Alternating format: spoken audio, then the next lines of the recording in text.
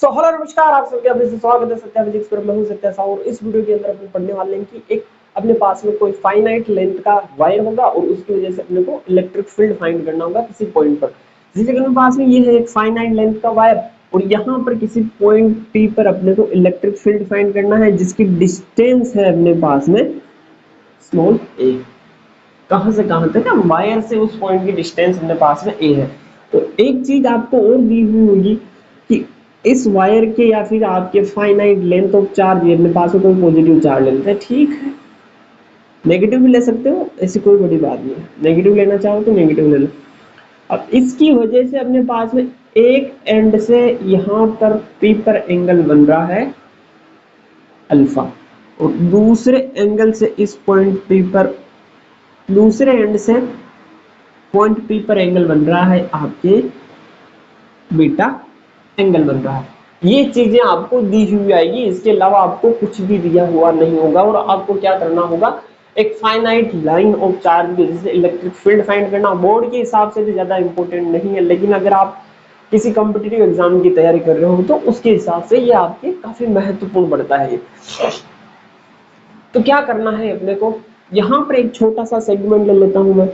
एक छोटा सा सेगमेंट लिया जिसकी लेंथ मैंने डीएल मान ली। तो अगर मैं इसको सेंटर ओ मान लूं तो यहाँ से सेंटर का मतलब ऐसा नहीं है कि इस वायर का या फिर इस लाइन ऑफ चार्ज का आपको बीच वाला पॉइंट लेना। सेंटर का मतलब वो वाला पॉइंट जो अपने पास है इस पॉइंट से बिल्कुल सीध में है, 90 डिग्री के एंगल पे है। और इसकी इस सेगमेंट से दूरी अपन क्या मान लेते हैं, एल मान लेते हैं। अब ये अपने पास में क्या है, एक पॉइंट चार्ज की तरह बिहेव करेगा। जो भी सेगमेंट होता है बहुत ही ज्यादा छोटा होता है तो उसको अपन क्या मान सकते हैं, एक पॉइंट चार्ज मान सकते हैं। तो इस पॉइंट चार्ज की वजह से यहाँ पर इस पर इलेक्ट्रिक फील्ड कैसे आएगा, तो क्या बोलते हैं अपन, परपेंडिकुलर डिस्टेंस लेते हैं। तो ये अपने पास में क्या आ गया, डी ई वेक्टर। ठीक है, अगर ये अपन ने जो सेगमेंट लिया है इसकी चौड़ाई को मैं अगर थीटा के अंदर देखूं तो ये डी थीटा है और यहां से सेगमेंट की दूरी अपन ने थीटा मान ली। तो इस पर्टिकुलर सेगमेंट की वजह से अपने पास में इस पॉइंट पी पर इलेक्ट्रिक फील्ड आया डीई। उसकी कैलकुलेशन कैसे करोगे, तो अपन ने पॉइंट चार की वजह से इलेक्ट्रिक फील्ड पढ़ा था के क्यू बाई आर स्क्वायर। ठीक है, अब यहां पर भी क्या आ जाएगा, के क्यू की जगह क्या लिख सकते हो, डी क्यू। छोटा सा चार्ज होगा यहाँ पर, पूरा चार्ज तो इसके ऊपर डिस्ट्रीब्यूट है, छोटे से हिस्से में देख रहे हैं तो डी क्यू लिख देते हैं अपॉन आर स्क्वायर। आर क्या था अपने पास में, उस पॉइंट चार्ज से जिस पॉइंट पर अपने इलेक्ट्रिक फील्ड फाइंड कर रहे हैं उसकी परपेंडिकुलर डिस्टेंस थी। यहां से यहां तक के आपको परपेंडिकुलर डिस्टेंस चाहिए। पॉइंट चार्ज से देख रहे हैं, लाइन से मत निकाल लेना परपेंडिकुलर डिस्टेंस, ठीक है। पॉइंट चार्ज से यहां तक की परपेंडिकुलर डिस्टेंस या डिस्प्लेसमेंट मान लो, परपेंडिकुलर डिस्टेंस ही होती है एक तरह का डिस्प्लेसमेंट। तो क्या होता है आपके यहां से यहां की परपेंडिकुलर डिस्टेंस कैसे निकालोगे, तो ये अपने पास में क्या बन रहा है, एक राइट एंगल ट्रायंगल बन रहा है। राइट एंगल ट्रायंगल के अंदर अपन क्या लगा सकते हैं, पाइथागोरस थ्योरम लगा सकते हैं। यहां पर मैं एक सेकंड के लिए इसको आर स्क्वायर ही मान लेता हूं क्योंकि मैंने इसको आर मान लिया। ठीक है, तो आर स्क्वायर, सॉरी आर है, आर मान लिया। तो पाइथागोरस थ्योरम के अनुसार हाइपोटेन्यूस का square plus base square plus perpendicular square, perpendicular क्या है यहाँ पर एल है तो एल स्क्वायर। तो मैं इस आर की जगह क्या लिख सकता हूँ, के D Q upon A square plus L square. तो मैं इसको हटा देता हूँ। एक चीज और दी हुई आएगी आपके कि ये जो हमने लाइन ऑफ चार्ज है इसकी चार डेंसिटी आपको लेमडा दे रखी है। अगर लेमडा दे रखी है तो चार डेंसिटी कैसे निकालूंगा, अभी जस्ट पिछले वाले लेक्चर के अंदर पढ़ के आए अपन, D Q by D L हो जाएगा। तो यहां से डी क्यू की वैल्यू कितनी आ जाएगी अपने पास में, लेमडा डी एल। तो यहां रख दो डी क्यू की वैल्यू रखो के lambda D L upon A square plus L square. अब एक चीज यहां पर देखो, यहां पर जो एल स्क्वायर लेके आए अपन, ये वाला एल स्क्वायर, ये आपको क्वेश्चन के अंदर नहीं दिया होगा, ये अपन ने अपने मन से माना है, तो इसको एलिमिनेट करना होगा, किसी भी तरीके से एलिमिनेट करना होगा। अब अपने पास में एक ट्राइंगल बन रहा है और ये ट्राइंगल अपने राइट एंगल ट्राइंगल है, तो इसके अंदर ट्रिग्नोमेट्रिक फंक्शंस लगा सकते हैं अपन, और उन ट्रिग्नोमेट्रिक फंक्शन से अपन इसके और इसके बीच में रिलेशन फाइंड कर सकते हैं, क्योंकि ये तो अपने क्या है, एल तो वेरिएबल की तरह काम कर रहा है। जैसे मैंने डीएल सेगमेंट यहाँ पर लिया तो एल की वैल्यू कुछ अलग थी, यहाँ पर लिया तो एल की वैल्यू कुछ अलग थी, यहाँ पर लिया तो एल की वैल्यू कुछ अलग थी। तो एल अपने को कुछ किसी ऐसे टर्म के रूप में चाहिए जो चेंज ना हो, तो क्या निकाल सकते हैं, किसके रूप में, अपन एक के रूप में निकाल सकते हैं। तो क्या लिखोगे यहाँ पर, ट्रिग्नोमेट्री फंक्शन से tan थीटा होता है अपने पास में परपेंडिकुलर बाय बेस, तो L बराबर हो गया a tan थीटा। ठीक है, अब फिर यहां पर देखो, ये जो आपके dl है, dl एक वेरिएबल होना चाहिए जिसके रेस्पेक्ट में आपको क्या करना पड़ेगा, इंटीग्रेशन करना पड़ेगा। इंटीग्रेशन क्यों करना पड़ेगा, क्योंकि अपन ने यहां पर निकाला इलेक्ट्रिक फील्ड केवल एक सेगमेंट की वजह से, लेकिन अपने पास में क्या है, बहुत सारे सेगमेंट होंगे, इनफाइनाइट सेगमेंट्स होंगे, तो उन सेगमेंट की वजह से आपको इलेक्ट्रिक फील्ड फाइंड करना है, तो आपको क्या करना पड़ेगा, इस छोटे से निकालना और फिर इसको इंटीग्रेट कर देंगे, तो अपने पास में क्या आ जाएगा, पूरे वायर या फिर लाइन चार्ज की वजह से इस पॉइंट पे पर इलेक्ट्रिक फील्ड आ जाएगा। तो इस वजह से अपन क्या करेंगे, इंटीग्रेशन करेंगे, तो इंटीग्रेशन करेंगे, यहाँ पर डीएल है, लेकिन डीएल अपने पास में एक सेगमेंट है और इसकी लेंथ फिक्स होती है, छोटी सी, मतलब कुछ भी मान ली, लेकिन फिक्स हो गई है अपने पास। लेकिन अपने को क्या चाहिए, वेरिएबल चाहिए, जिसके रेस्पेक्ट में आप क्या कर सकते हो, एक इंटीग्रेशन कर सकते हो। अब ये तो अपने पास में आगे चल के कांस्टेंट बन जाएगा, तो इसके रेस्पेक्ट में आप कर ही नहीं सकते हो। तो क्या करना है आपको, इसका पार्शियली डिफरेंशिएशन कर दो, तो dl इज इक्वल्स टू हो गया a, tan का डिफरेंशिएशन होता है sec square theta d theta. अब मैं इन दोनों वैल्यू को यहां पर रखने वाला हूं, तो k लैम्डा dl की जगह क्या रखोगे, a sec square theta d theta upon यहां पर a square plus a square tan square theta. इन दोनों में से अपने पास में क्या कॉमन आ रहा है, थोड़ा सा इधर लिख देता हूं, इन दोनों में से अपने कॉमन आ रहा है K lambda A sec square theta D theta, दोनों में से नीचे कॉमन आ रहा A square 1 plus tan square theta बचा, और ये अपने पास में फॉर्मूला होता है, इसकी जगह अपन क्या लिख सकते हैं, since 1 plus tan square theta is कितना होता है अपने पास में सेक स्क्वायर थीटा। इसकी जगह मैं क्या लिख सकता हूँ, सेक स्क्वायर थीटा, तो K lambda A sec square theta D theta upon A square sec square theta. Sec square theta से सेक स्क्वायर थीटा कैंसिल, एक ऐसे एक कैंसिल, तो बचा अपने पास में डी आया के लेमडा डी थीटा अपॉन ए। ये क्या आया आपके, इस सेगमेंट की वजह से क्या आया, आपके इलेक्ट्रिक फील्ड की वैल्यू आई। अब इलेक्ट्रिक फील्ड की वैल्यू आई, लेकिन यहाँ पर जब आप डायरेक्शन निकालने बैठोगे तो एक पर्टिकुलर डायरेक्शन की इस वजह से, इस छोटे से सेगमेंट की वजह से तो इस साइड में है, लेकिन अपने पास सेगमेंट को जैसे जैसे अपन ऊपर नीचे खिसकाते जाएंगे तो क्या आएगी, इसकी डायरेक्शन चेंज आती आएगी। तो डायरेक्शन को वजह से बचने की वजह से क्या कर सकते हैं अपन, इसके कंपोनेंट निकाल सकते हैं, एक परपेंडिकुलर कंपोनेंट निकाल दो और एक पैरेलल कंपोनेंट निकाल दो। ठीक है, ये अगर यहाँ पर थीटा एंगल बन रहा है तो यहाँ पर भी कितना एंगल बनेगा, थीटा डिग्री का ही एंगल बनेगा। अब मैं ये वाला निकाल रहा हूं डी ई एक्स, कितना हो गया अपने पास में D E cos theta. Theta वाला सेगमेंट क्या, थीटा वाला कंपोनेंट क्या होता है अपने पास में, कोस थीटा आ जाता है, और जिसके पास में थीटा नहीं होता है वो क्या आता है आपके साइन थीटा, तो डी ई साइन थीटा। अब मैंने ये डी ई क्यों लिखा और यहाँ पर डी ई वाई क्यों लिखा, क्योंकि अपन ने केवल इस छोटे से सेगमेंट की वजह से निकाल रहे, लेकिन अपने को क्या करना है, पूरे की वजह से निकालना है। अगर पूरे की वजह से निकालना है तो आपको क्या करना पड़ेगा, यहाँ पर इसका इंटीग्रेशन करना पड़ेगा, इसका इंटीग्रेशन करना पड़ेगा और इसका इंटीग्रेशन अलग अलग करना पड़ेगा। तो मैं चाहता हूं कि जितना किया मैंने अभी तक उसका आप स्क्रीनशॉट ले लो। मैं साइड में हटता हूं, अब मैं हट गया, वापस आता हूं और इसको हटाता हूं। चलो मैं इसको साइड में लिख देता हूं, डी ई की वैल्यू कितनी है अपने पास में, के लेमडा डी थीटा अपॉन ए। ये ध्यान रखने लायक बात।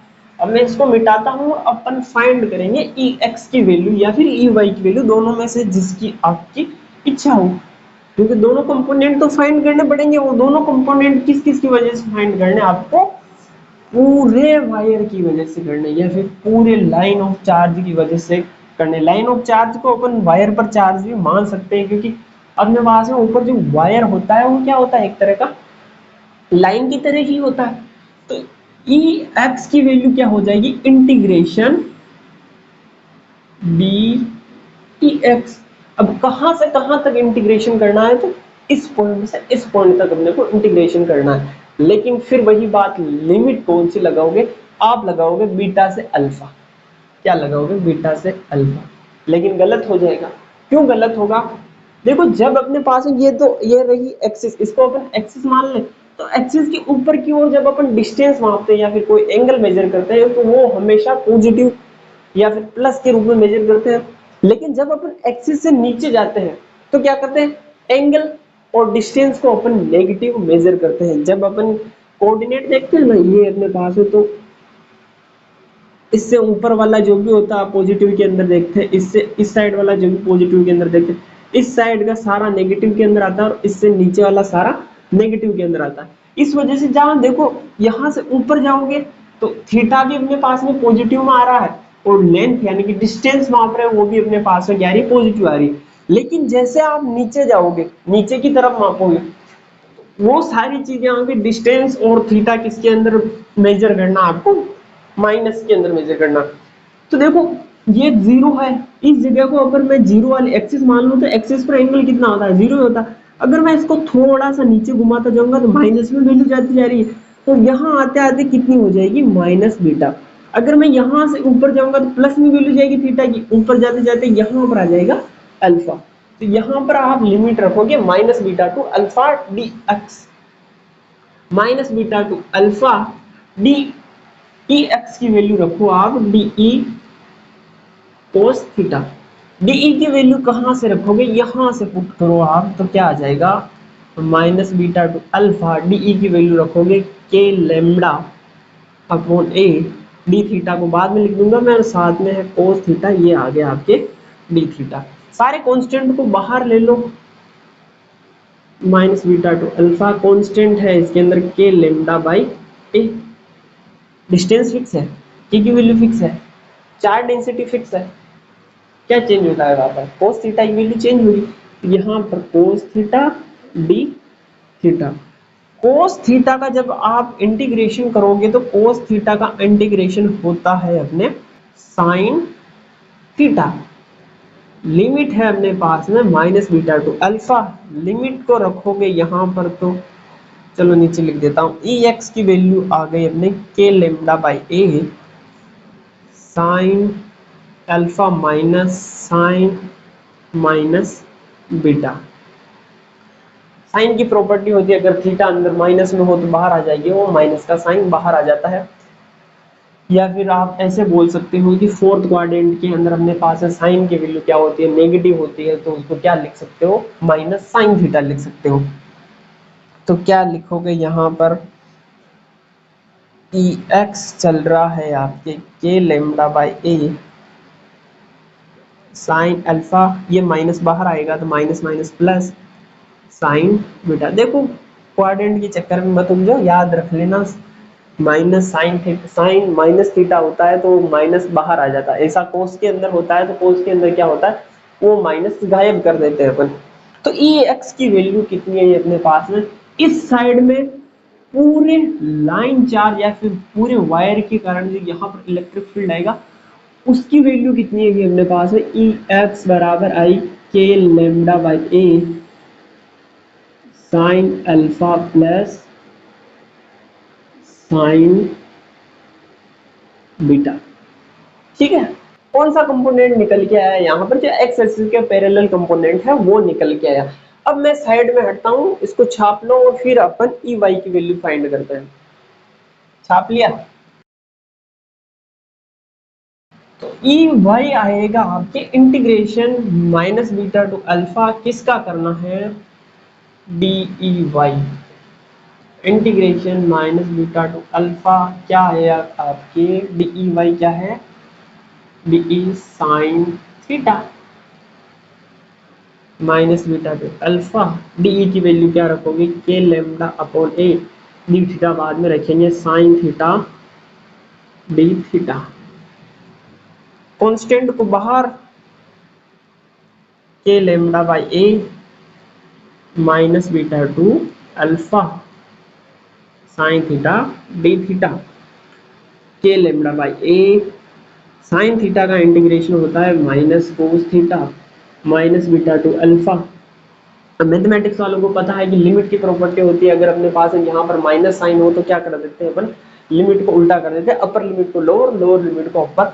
लेकिन यहाँ पर आप क्या करना है, माइनस को बाहर ले लो तो क्या आएगा के lambda by A cos alpha minus cos minus beta.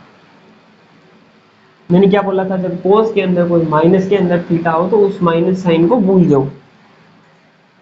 तो ये आया आपके के lambda by A cos alpha minus cos beta, इस माइनस को अंदर मल्टीप्लाई करो के lambda by A cos beta minus cos alpha, ये आपकी आई ई वाई की वैल्यू।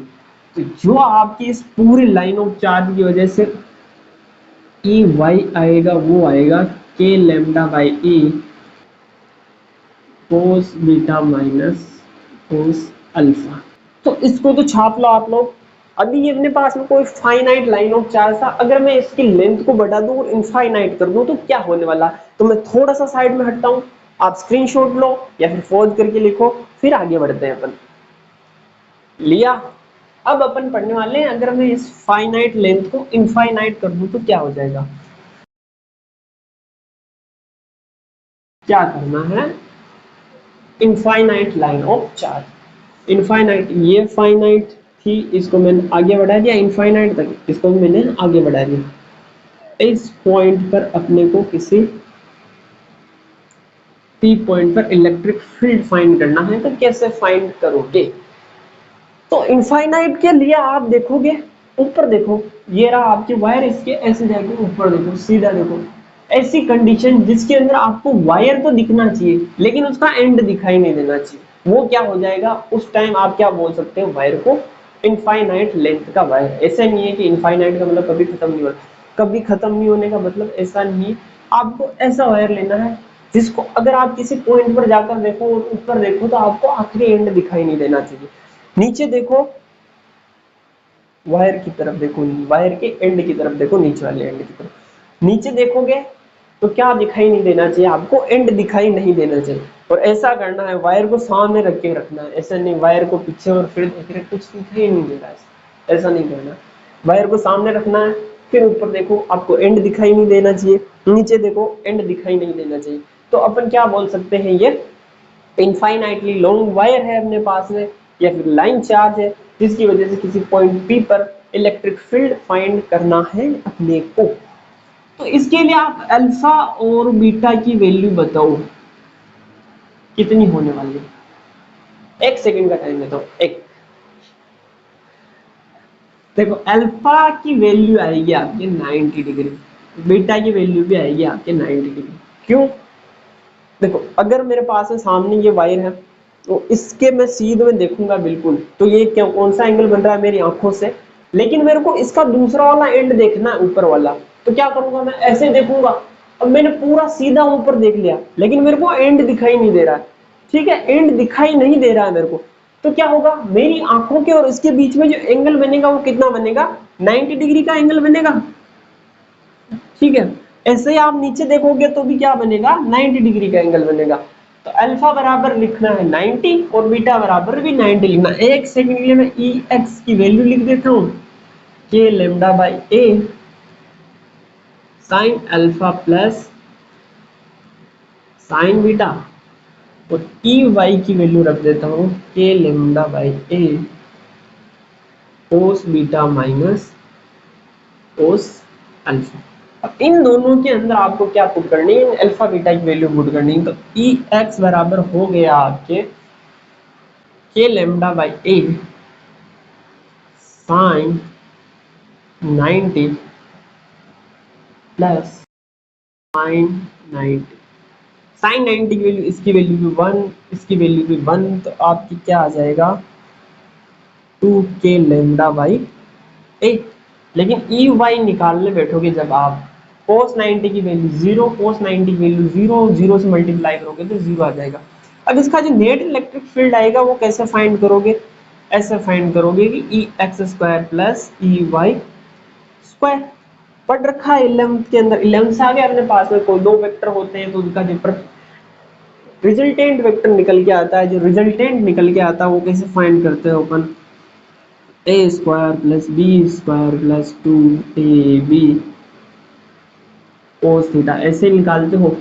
जब आपन ने इसके कंपोनेंट निकाले थे तो ई एक्स ऐसे आया था और अपने पास में ई वाई ऐसे आया था, उनके बीच में 90 डिग्री का एंगल बन रहा था। यहाँ पर 90 रखोगे, कोस 90 की वैल्यू 0, तो ये पूरा आपके 0 हो जाएगा। बचा क्या ये वाला, तो क्या आ गया E X square plus E Y square, यही आया। इन दोनों के अंदर रखो आप वैल्यू को, तो ई बराबर आया आपके रूट 2k लेमडा बाई 1 का होल स्क्वायर, स्क्वायर से रूट कैंसिल, तो ई आया आपके 2k लेमडा अपॉन ए। तो ये का यही आंसर आपके कहाँ पर आने वाला है, जब आप पढ़ोगे गॉस लॉ की एप्लीकेशन। तो गॉस लॉ की एप्लीकेशन पढ़ोगे तब आपके सेम टू सेम क्या करना पड़ेगा, इनफाइनाइट लाइन ऑफ चार्ज की वजह से इलेक्ट्रिक फील्ड फाइंड करना पड़ेगा। लेकिन तरीका चेंज होगा, तरीका ये होगा कि उसके अंदर आपको गॉस लॉ की हेल्प लेनी पड़ेगी, और यहाँ पर बिना गॉस लॉ की हेल्प लिए आपको ये सोल्व करना है। वैसे इजी वो पड़ता है, लेकिन फिर भी अगर आपके क्या हो, इनफाइनाइट लाइन ऑफ चार्ज की बजाय फाइनाइट लाइन ऑफ चार्ज आ जाए तो आप क्या करोगे। इसलिए ये दोनों फॉर्मूले आपको याद होने ही चाहिए, और आते ही ये वाले ही है वैसे कॉम्पिटिटिव एग्जाम के हिसाब से तो यही आते हैं, बाकी नहीं आता है इनफाइनाइट चार्ज वाला। अब तीसरी कंडीशन पढ़ लेते हैं अपन, अगर यही जो अपने पास में चार्ज है सेमी इनफाइनाइट लाइन चार्ज हो तो क्या कर सकते हैं। सेमी इनफाइनाइट का मतलब आधा इनफाइनाइट, ठीक है। यहां पर क्या हो जाएगा,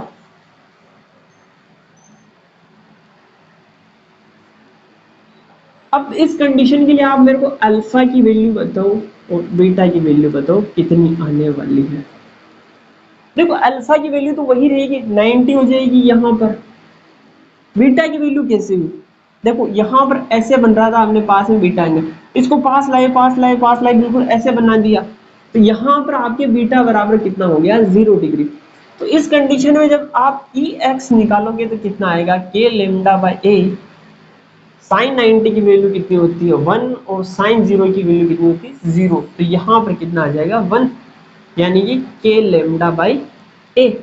ऐसे ही आप ई वाई निकालोगे तो K lambda by A cos beta, यानी कि बीटा बराबर 0 डिग्री, तो यहाँ पर कोस 0 की वैल्यू कितनी होती है अपने पास 1, कोस 90 की वैल्यू कितनी होती है अपने पास 0 डिग्री, तो यहाँ पर भी 1 आया आपके, ये भी आया आपके के लेमडा बाई ए। ये ई एक्स और ये आपके ई वाई की वैल्यू निकल कर आती है।